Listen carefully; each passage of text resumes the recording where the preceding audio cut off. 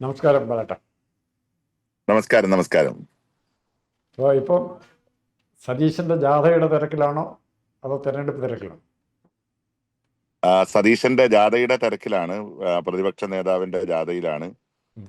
ആ, കഴിഞ്ഞ ദിവസം കുമ്പളയിൽ നിന്നാണ് ഉദ്ഘാടനം ചെയ്തത്. ഉം. കാസർഗോഡ് ജില്ലയിലെ പര്യടനം പൂർത്തിയാക്കി ജാഥ കണ്ണൂർ ജില്ലയിലേക്ക് പ്രവേശിച്ചു. കണ്ണൂർ ജില്ലയിൽ കണ്ണൂർ ടൗണിൽ ഇന്നലെ സമാപനായിരുന്നു. അപ്പോൾ ഏതൊക്കെ നിയമമണ്ഡലത്തിലാണ് കണ്ണൂർ കവർ ചെയ്തത്? ഇപ്പൊ കാസർഗോഡ് ജില്ലയില് ഏറ്റവും പ്രധാനമായിട്ട് കുമ്പള, അതായത് മഞ്ചേശ്വരം നിയമസഭാ നിയോജക മണ്ഡലം. ഉം. അതിനുശേഷം കാസർഗോഡ് നിയോജക മണ്ഡലത്തിൽ പ്രത്യേകിച്ച് പ്രോഗ്രാം ഉണ്ടായിരുന്നില്ല. കാസർഗോഡും മഞ്ചേശ്വരവും ചേർന്നാണ് ഉദ്ഘാടന സമ്മേളനത്തിൽ നമ്മുടെ ആളുകൾ പങ്കെടുത്തത്. ഉം. രണ്ടാം ദിവസം രാവിലെ 10 മണിക്ക് ഉദുമ നിയമസഭാ നിയോജക മണ്ഡലത്തിലെ പ്രോഗ്രാം ആയിരുന്നു. അതായത് ഒരു സെക്കൻഡ്, ഉദുമയിൽ തദ്ദേശ തെരഞ്ഞെടുപ്പിൽ 1000 ശിഷ്ട വോട്ടിന്റെ വ്യത്യാസമാണ് നിൽക്കുന്നത്. അതെ അതെ അതായത് ഉദുമയിൽ ഇത്തവണ 2,35,000 വോട്ടർമാരാണ് ഉള്ളത്. ഏകദേശം 16,000 പുതിയ വോട്ടർമാരാണ് ഈ SIR ശേഷം ഉദുമ നിയോജക മണ്ഡലത്തിൽ പുതുതായി ചേർക്കപ്പെട്ടിട്ടുള്ളത്. ഈ ഒരു സാഹചര്യത്തിൽ ഉദുമ നിയോജക മണ്ഡലം വളരെ പ്രതീക്ഷയോട് കൂടിയിട്ടാണ് ഐക്യ ജനാധിപത്യ മുന്നണി കാണുന്നത്. അതുപോലെ തൃക്കരിപ്പൂരും 5,000-5,000-അടുത്ത ഭൂരിപക്ഷം ഉണ്ടായിരുന്നു തൃക്കരിപ്പൂര്.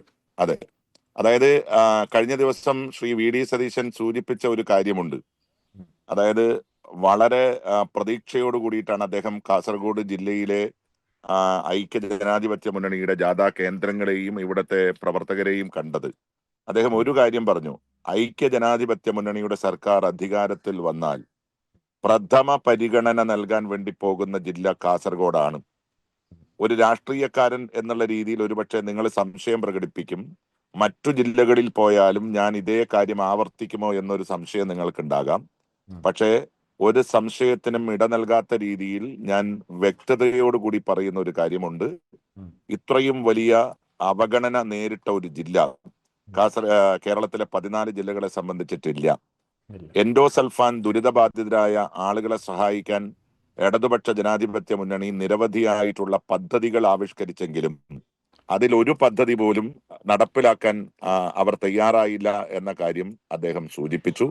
അതുപോലെ കാസർഗോഡ് ജില്ലയ്ക്ക് അനുവദിച്ച ഒരു മെഡിക്കൽ കോളേജ്, ഉമ്മൻചാണ്ടിയുടെ കാലഘട്ടത്തിലാണ് ഈ മെഡിക്കൽ കോളേജ് അനുവദിച്ചത്.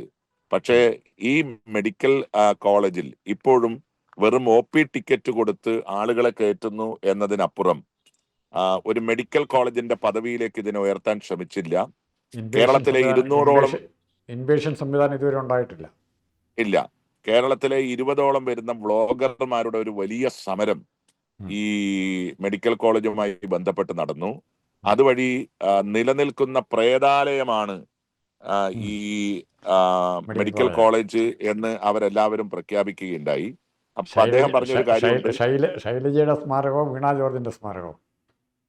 അത് രണ്ടുപേർക്കും തുല്യ പങ്കാളിത്തം ഈ ഒരു സ്മാരക മന്ദിരത്തിന്റെ നിർമ്മാണത്തിൽ അവകാശപ്പെടാൻ കഴിയുന്നതാണ്. ആ രീതിയിലാണ് രണ്ട് ഗവൺമെന്റുകളും ഈ മെഡിക്കൽ കോളേജിനോടുള്ള സമീപനം സ്വീകരിച്ചത്. അതുകൊണ്ട് ഈ മെഡിക്കൽ കോളേജിലെ ഇപ്പൊ വിദ്യാർത്ഥികൾ പഠിക്കുന്നുണ്ട്. അതാണ് ഏറ്റവും വലിയ സങ്കടം. മെഡിക്കൽ കോളേജിൽ അഡ്മിഷൻ എടുത്ത വിദ്യാർത്ഥികൾ മെഡിക്കൽ കോളേജിൽ അവരുടെ പ്രാക്ടിക്കൽ സൈഡ് പൂർത്തിയാക്കാൻ സാധിക്കാതെ, ഒരുപക്ഷെ ഇന്ത്യയുടെ മെഡിക്കൽ രംഗത്ത് തന്നെ ഏറ്റവും ശ്രദ്ധേയമായിട്ടുള്ള ഒരു കാര്യം, താലൂക്ക് ആശുപത്രികളിലേക്ക് ആ കുട്ടികളെ പറഞ്ഞയച്ച് അവിടെ പ്രാക്ടീസ് ചെയ്യുന്നു, അല്ലെങ്കിൽ പ്രാക്ടിക്കൽ സൈഡ് പൂർത്തിയാക്കുന്നു എന്ന ഏറ്റവും വലിയ ദുരന്തം അനുഭവിക്കുന്ന ഒരു ജില്ലയാണ് കാസർഗോഡ്. അങ്ങനെയാണെങ്കിൽ നിങ്ങൾക്ക് ആ പേരൊന്ന് മാറ്റി മെഡിക്കൽ വിദ്യാഭ്യാസ രംഗത്തെ അംഗൻവാടി, മെഡിക്കൽ കോളേജിന് വരെ മെഡിക്കൽ വിദ്യാഭ്യാസ രംഗത്തെ അംഗൻവാടി എന്നൊരു പേരിടാൻ പറ്റായിരുന്നു.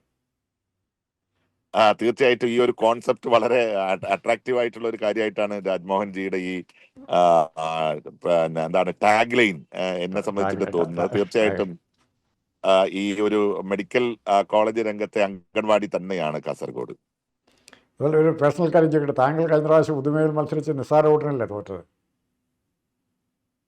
നിസ്സാര വോട്ട് എന്ന് പറയാൻ പറ്റില്ല, 12,000 വോട്ടിനാണ് ഞാൻ പരാജയപ്പെട്ടത്. പക്ഷേ ആ. അന്ന് കേരളത്തിൽ ഉടനീളം ഇടതുപക്ഷ ജനാധിപത്യ മുന്നണിക്ക് അനുകൂലമായിട്ടുള്ള ഒരു ട്രെൻഡ് ഉണ്ടായിരുന്നു.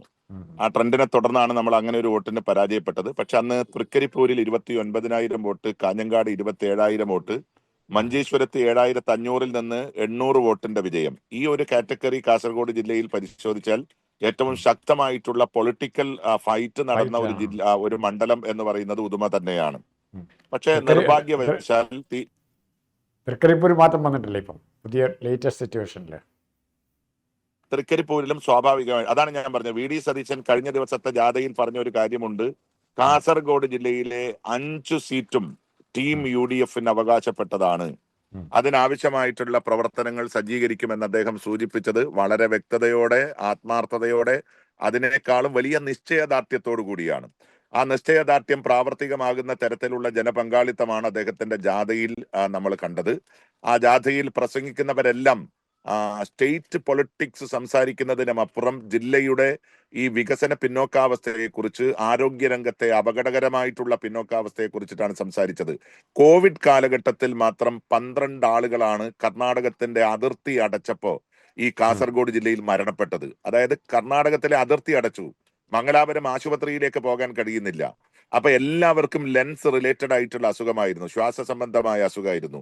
അപ്പൊ ഇവിടെ ഈ കാസർഗോഡ് ജില്ലയിൽ ഒരു സൂപ്പർ സ്പെഷ്യാലിറ്റി ഹോസ്പിറ്റൽ ഉണ്ടായിരുന്നുവെങ്കിൽ ആ 12 പേരുടെയും ജീവൻ രക്ഷിക്കാൻ സാധിക്കുമായിരുന്നു.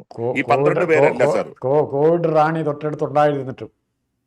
എന്നിട്ടും അതുകൂടാതെ ഇപ്പൊ രാത്രി ഒരു ഹൃദയാഘാതം ഉണ്ടായി. ഒരു ഹൃദയാലയം കാസർഗോഡ് ജില്ലയിലില്ല. അതല്ലെങ്കിൽ ഒരു ന്യൂറോ സംബന്ധമായ, ഇപ്പൊ ഒരു സെറിബ്രൽ ഹെമറേജ് അല്ലെങ്കിൽ ഒരു സെറിബ്രൽ ത്രോംബോസിസ്, ഏതെങ്കിലും രീതിയിലുള്ള ഒരു അപകടം സംഭവിച്ചു കഴിഞ്ഞാൽ നേരെ പാഞ്ഞു പോകേണ്ടത് പെരിയാരം മെഡിക്കൽ കോളേജാണ്. പക്ഷെ ആ പെരിയാരം മെഡിക്കൽ കോളേജിന്റെ സ്ഥിതിയും അതിദയനീയമാണ്. CPM-ന്റെ ഒരു ഗുണ്ടാ സംഘം ഭരിക്കുന്ന ഒരു ആശുപത്രിയായി പരിയാരം മെഡിക്കൽ കോളേജ് മാറി. അവിടെ അവരുടെ ക്രിമിനലുകളെ സംരക്ഷിക്കാനും അവരുടെ ക്രിമിനലുകൾക്ക് ജോലി നൽകാനും പറ്റുന്ന ഒരു സങ്കേതം എന്നതിനപ്പുറം ഏറ്റവും പ്രധാനപ്പെട്ട മലബാറിലെ ഒരു ആതുര ശുശ്രൂഷ കേന്ദ്രം എന്ന രീതിയിലേക്ക് മാറ്റുന്നതിൽ ഇടതുപക്ഷ ജനാധിപത്യ മുന്നണി പരാജയപ്പെട്ടു.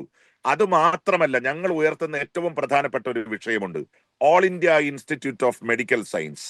അത് കേരളത്തിന് കിട്ടുകയാണെങ്കിൽ അത് കാസർഗോഡിന് വേണം എന്നുള്ളത് നിരന്തരമായിട്ടുള്ള ആവശ്യമാണ്. ആ ആവശ്യത്തിന്റെ ഏറ്റവും പ്രധാനപ്പെട്ട കാരണം എന്ന് പറയുന്നത് ഈ എൻഡോസൾഫാൻ ദുരന്തം തന്നെയാണ്. ഈ എൻഡോസൾഫാൻ ദുരിതബാധിതരായിട്ടുള്ള ആളുകൾ ജീവിക്കുന്ന ഒരു ജില്ല. അത് മാത്രമല്ല, 25,000 ഏക്കർ ഭൂമിയാണ് റവന്യൂ ഭൂമിയായി കാസർഗോഡ് ജില്ലയിലുള്ളത്. ഇത്രയധികം ഭൂമി ഗവൺമെന്റിന്റെ മേൽനോട്ടത്തിൽ തന്നെ അവൈലബിൾ ആയി നിൽക്കുമ്പോഴാണ് ഏറ്റവും വലിയ ഭൂമാഫിയ സംഘത്തിന് പിന്തുണ നൽകാൻ വേണ്ടി കോഴിക്കോട്ട് ഭൂമി എടുക്കും എന്ന് കേരളത്തിന്റെ മുഖ്യമന്ത്രിയും അദ്ദേഹത്തിന്റെ മരുമകനായിട്ടുള്ള മന്ത്രിയും ചേർന്ന് പ്രഖ്യാപിക്കുന്നത്. ആ ഒരു ഓൾ ഇന്ത്യ ഇൻസ്റ്റിറ്റ്യൂട്ട് ഓഫ്